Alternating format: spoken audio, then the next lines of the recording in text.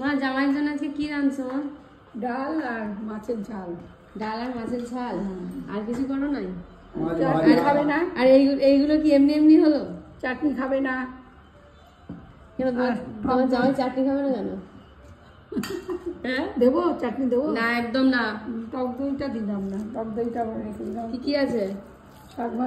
শাক ভাজা, এদিকে আলু, করলা, কাঁকরোল ভাজা, মাছ ভাজা, আলু চোখা, পাতলা করে মসুর ডাল, আর এদিকে পাবদা মাছের ঝাল নাকি? মানে প্রত্যেকদিন জামাই ষষ্ঠী হচ্ছে তোমার?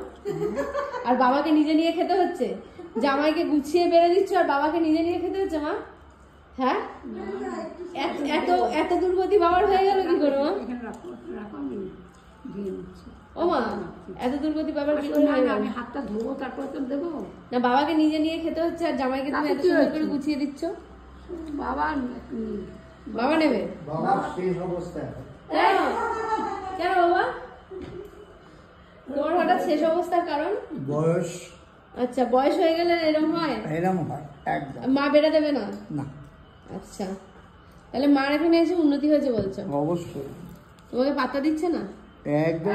তাহলে আজকে আবার বিবাহ বার্ষিকী কি হবে বাবা? ও আর কি হবে, হবে না। তাই এটা বিবাহ বার্ষিকী সেলিব্রেশন? এইরকম এটা মটনের ঝোল হলো না? মটনের ঝোল ছাড়া সেলিব্রেশন?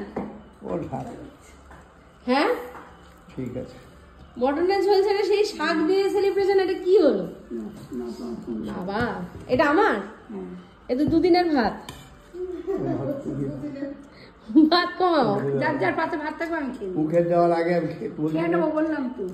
বাবা এত শাসন নেওয়া যাচ্ছে না। এই যে সবাই চলছে, আমরা এখন খেতে বসবো। মা একদম গুছিয়ে সাজিয়ে দিয়েছে, এখন ভাতটাকে কমাতে হবে।